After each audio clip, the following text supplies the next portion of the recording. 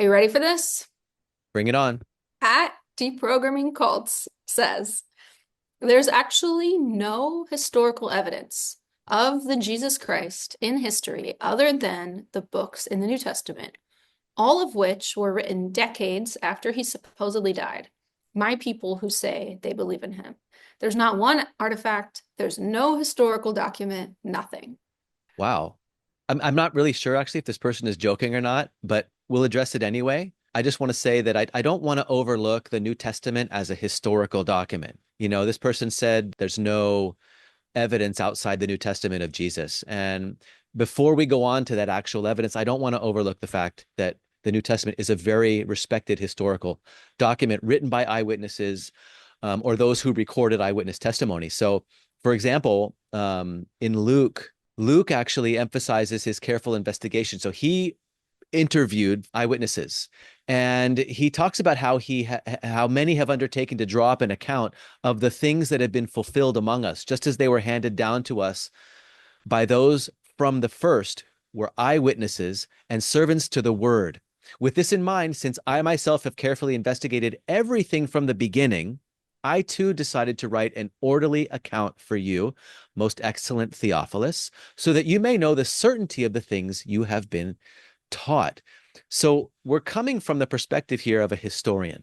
So these accounts were written during the lifetimes of the eyewitnesses, meaning that the claims could be challenged if they were untrue. Now, you have a really good point that you like to bring up about this.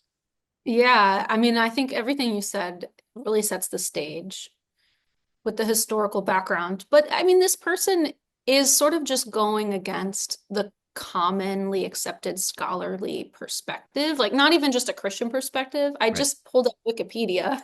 Okay, the first paragraph on the Wikipedia article about the historicity of Jesus, it says, today scholars agree that a Jewish man named Jesus of Nazareth did exist in Judea and the subsequent Herodian Tetrarchy in the first century AD, upon whose life and teachings Christianity was later constructed. Right.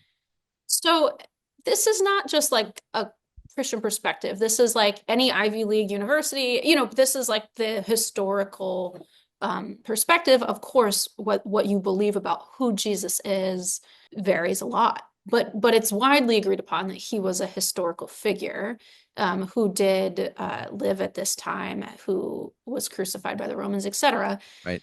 I'm not sure if people have ever thought about the connection between the New Testament and the book Robinson Crusoe. Have you heard of Hmm. Robinson Crusoe? Sure.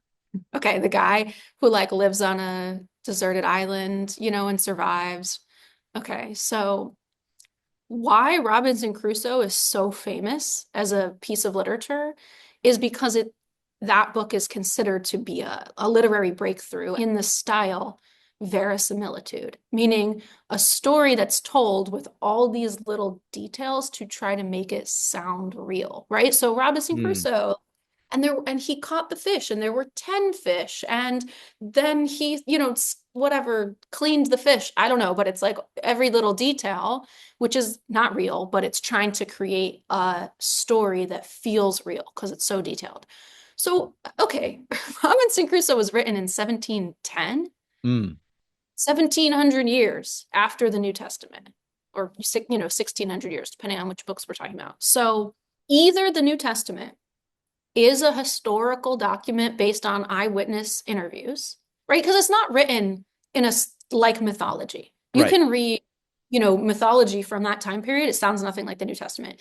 Either it's a historical document based on interviews of real people who Mhm. are remembering real details of their lives, or it's a literary miracle because it's a book written in a style that wasn't invented until 16, 1700 years later. Wow.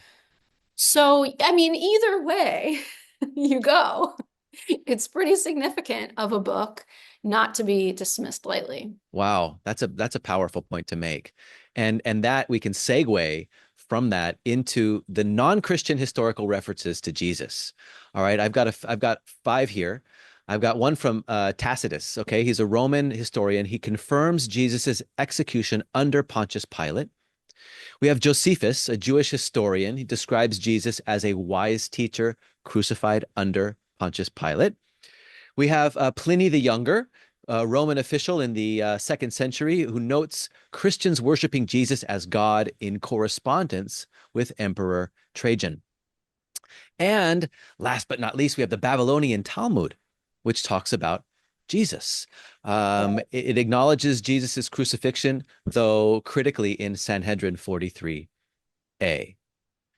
And so these are just some of the extra biblical sources that refer to Jesus, and these are widely known and widely agreed upon. With regards to the archaeological corroboration, there's really no direct artifacts from Jesus's existence, which is really actually typical for figures of his time.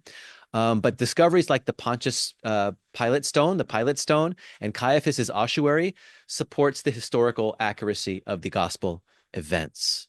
So if we look at a figure like Socrates, whose existence is undisputed, there's actually more historical documentation supporting the existence of Jesus than there is of Socrates. One of the things that I really love personally is how many of the eyewitness testimonies included in the New Testament are of women, Mm, which is also so unprecedented at that time that women would be considered reliable sources of history. In that era, women were not, able to testify in court as a reliable source. right. So the New Testament, I think, is so ahead of its time in so many ways. It's a brilliant piece of literature.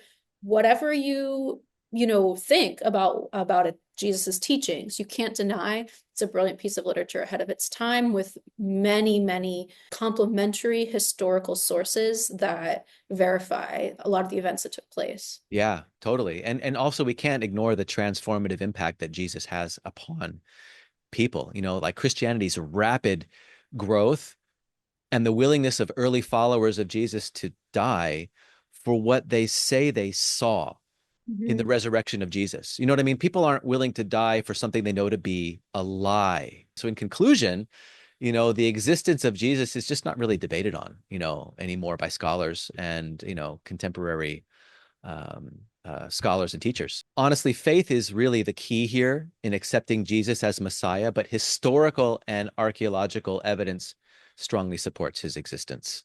You're absolutely right. The key at the end of the day is going to be faith, because if you don't believe in God or that there's any spiritual forces in this world, that's going to interpret how you view what the book has to say. But I just think people should approach it with an open mind. Yeah, so thanks, Arielle, for reading that comment. And we have plenty more of these. And the interesting thing about these comments is they kind of just repeat themselves, but in different ways. And so, like we say, sometimes we've been answering the same questions for decades and centuries. And, this is an inter-Jewish argument for so long. But we welcome these comments and we encourage people to leave them. And, we encourage people to be respectful. But, freedom of speech, you can say whatever you like, and we'll be happy to comment on it. So thank you for watching and stay tuned for the next comment.